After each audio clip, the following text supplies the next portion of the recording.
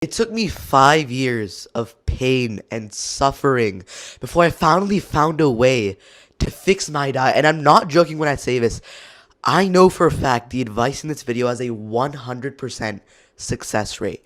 Because I used it myself to lose over 17 pounds and change the way I look. And I know that if I had this advice back when I was a fat little gamer from like 5th grade, this video would have saved me years of my life. So this definitive guide that I'm gonna give you to fix your diet has two main parts. And the first thing we're gonna talk about is the root cause for why it is that your diet has derailed you, why it is that you can't seem to fix the way you eat and stop doing the bad habits that you know you shouldn't do. Because the truth is, if I just launched in this video giving you the advice like, oh, you should eat this, you should eat at this time, you should just intermittent fasting, all this BS, right? I guarantee you, you would have watched this video, you would have sat there acknowledging what I'm saying, and then you'd go back to watching some like overstimulating Mr. Beast video and just BSing, right? You wouldn't have found any value in this video if I don't talk about this first part, which is the root cause of your crap diet. And I'm telling you this right now. It's not going to be sexy. It's not going to be some cool advice I'm going to give you right here.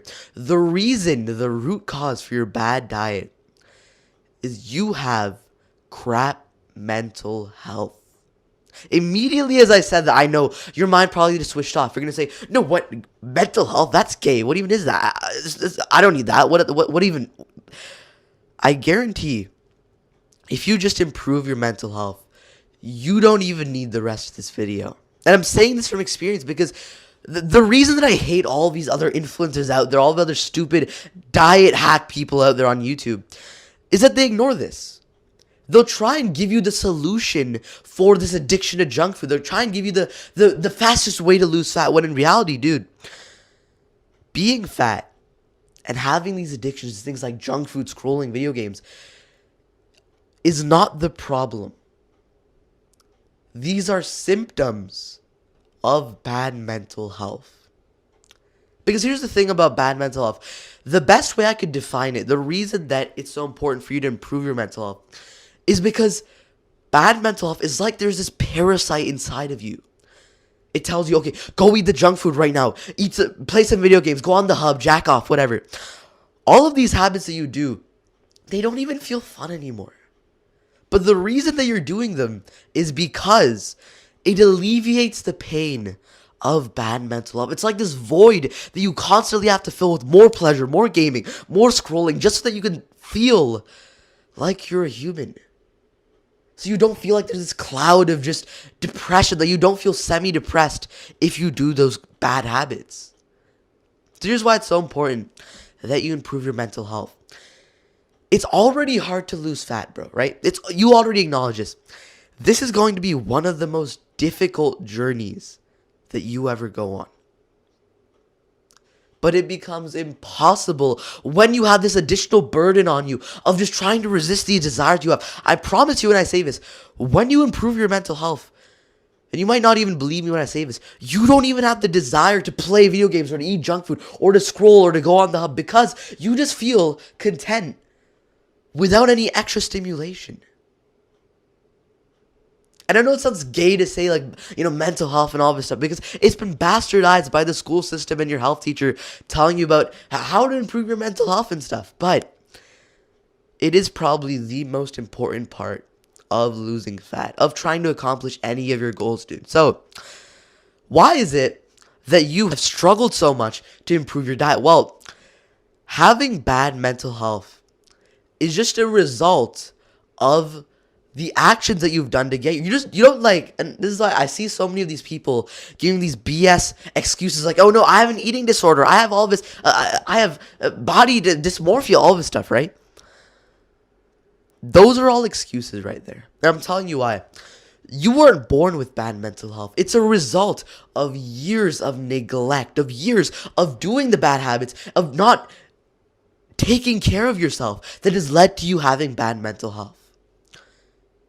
This is a diet video, right? You expected me to give you some diet tips, some easy things to do to lose fat. You want to lose fat. You want to stop being the fat kid of the friend group. Go get some sunlight right now. pause the video, either open the window and get some sunlight, or literally just go outside, get a minute of sunlight, and then come back. And you're going to think, wait, what? Why would I tell you to do that?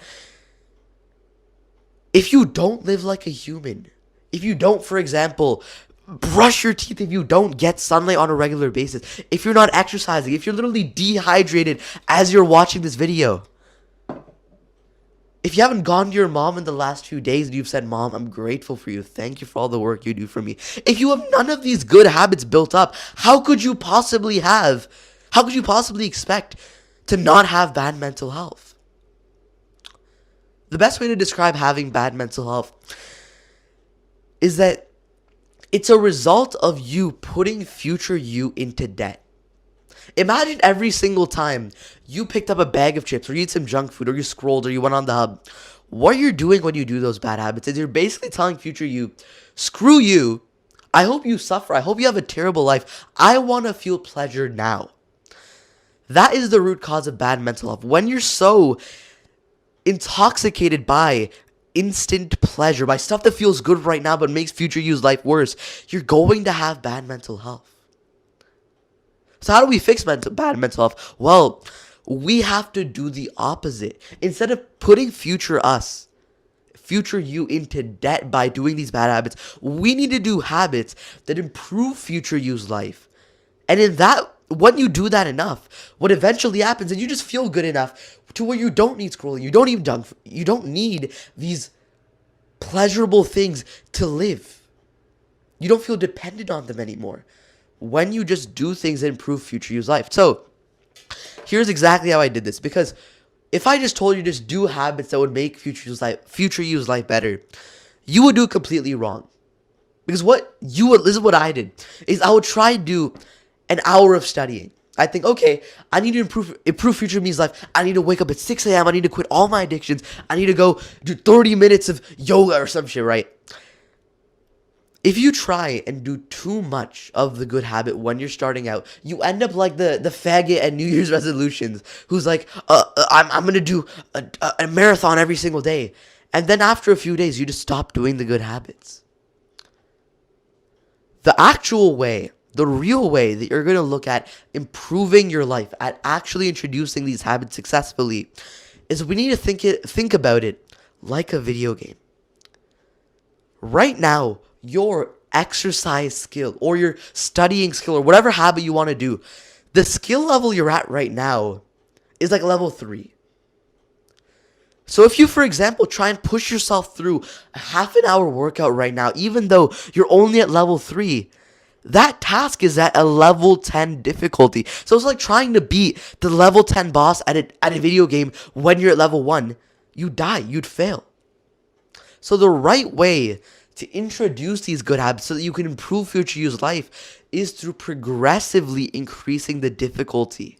And I made a whole video on this, right? I'll probably link it down below because it was really useful. Here's how I improved my mental health in less than 2 weeks so I could stop being the fat kid. What I want you to do is we're going to use something called a habit tracker. The best way you could also describe it as is it's like these starter quests of a video game. Any video game, any good video game you try and start out with always has this thing where you start out and it's like a level 1 difficulty quest. It's like, okay, literally just take 5 deep breaths or something. It's like, okay, go defeat the level 1 boss. Go get 5 pieces of wood. All of this stuff in a video game is designed to be brain dead easy. You feel like a retard while you're doing it. But when you get the victory sound, when you get the 25 XP from the easy quest, that's what hooks you into the game.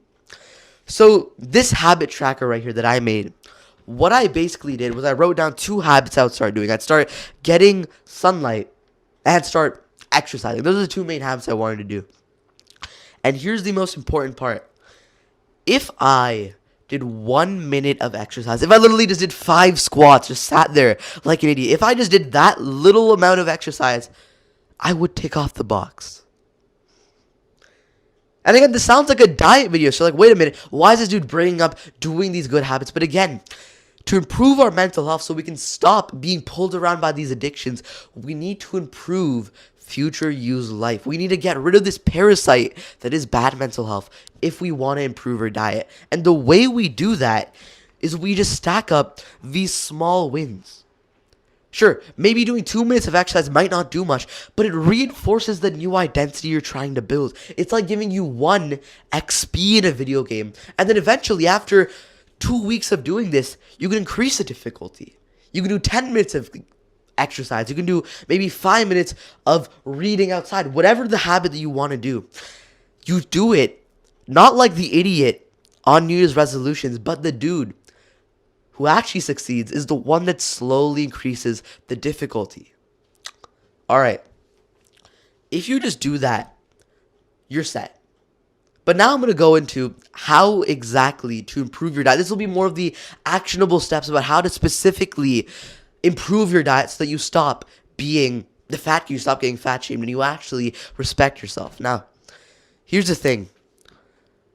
The wrong way to try and improve your diet is to try and just change it all up at once. What most people try and do is you'll try and suddenly just cut out all of your junk food, stop doing any of the bad habits, and you just eat like rice and beans for the rest of your life. That's not what we're going to try and do. You don't improve your diet by just snapping your fingers and trying to do everything at once. But instead, it's more like trying to progress through the levels of a video game. If you've ever played the game, this is a really good analogy I just thought of. If you've ever played a game like Minecraft or something, what you wouldn't do is you wouldn't try and build a massive castle from the start that you're going to live in like your starter base. Instead, you build a crappy little hut in the middle of a mountain or something. Then slowly, as you get more resources, you build a better house. You build a better mansion. You build something that's crazy in a different world. The point I'm trying to make here is that improving your diet is like the different stages of making a base in Minecraft. It's not one big, giant change you make, but a series of these small improvements you make until eventually you end up having a pretty sick fucking diet. So, here's how we're going to do it. The first level of improving your diet, the first level of trying to improve your life, is what I like to call going from level 0 to level 1. And this stage will take you anywhere from 2 weeks to maybe a month. What we're trying to do here, the objective of this level of improving our diet is simple. We just want to get rid of the bad stuff that's actively making us more fat. If you just, I'm telling you right now, you don't need some weird superfood. You don't need some crazy fitness carnivore keto mitosis diet to try and lose some fat. If you just get rid of the BS that you eat that ends up making your life worse and makes you more fat, if we just get rid of the bad, that inadvertently will lead to us eating more healthy food, which means all you need to do at this stage to lose fat is just eat what your mom makes. Dude, it's just that simple. I don't need to overcomplicate it at all. If you just improve your mental health, this will already get you 90% of the way there. Because as the weeks go by and you improve your mental health, you're going to have less and less of a desire to eat the shit food that you know is bad for you. So instead, what we're trying to do here is we're just trying to improve ourselves just to the point where we don't eat the bad junk food anymore. So here's how we do this. Everybody overcomplicates this.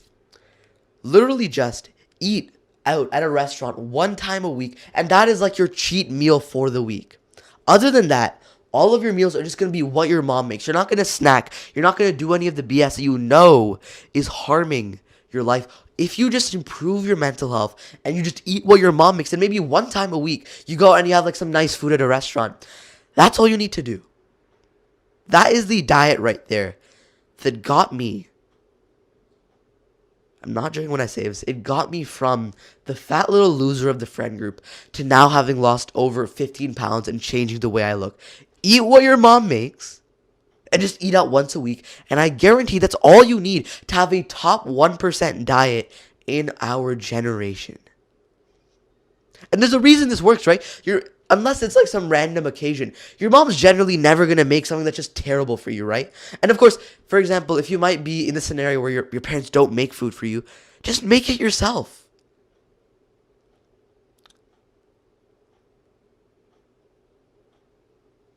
Another strategy that I think would be really helpful for you is to just have this mindset right here. Don't eat for pleasure. This is one of the biggest mistakes that I used to make. What I used to believe is that, okay, if I try and just eat fun stuff, the chips, the junk food, the cold drink, whatever, if I try and eat all that, that will make me happy. That was the mindset I had for a while, and that's what ended up making me this fat ass of the friend group. But you need to switch your mindset around now. If you want to stay like the fat ass, like the fat doctor telling you everything, like, oh, just eat everything in moderation. Sure, continue following what he has to say. If you just switch your mindset where you eat for your goals, not for the pleasure, but for your improvement, that's gonna make the switch way easier. Because you might think, wait, no, Tharv, I don't want to sacrifice the junk food. I don't want to sacrifice this stuff. It's not a sacrifice, dude. And you might be thinking, wait, what? Of course it is. I love eating junk food. I love doing all this stuff. Me too, bro. But the truth is, when you see yourself eating clean, when you realize that there's all these ticks on the habit tracker, you see yourself making progress in real life, that is so much more motivating than any amount of junk food. Because you can't eat yourself to happiness. You can't play video games until you reach enlightenment. But if you do things that improve your life, if you do things that get you towards your goals, that is so much more fun than a 4-hour gaming session that you don't even remember, that doesn't even feel fun anymore. So that's the advice that I wish I knew back when I was the fat little kid from 5th grade, when I used to literally get fat shamed every single day. And if you follow that protocol of just improving your mental health and then not eating like a toddler, you're going to lose fat and you're going to look back and think, bro, why was it that easy? I hope this video has been valuable for you. If you want more advice like this from someone who you can actually relate to, then go ahead and subscribe right now. And as always, my name is Tharv. See you soon, bro.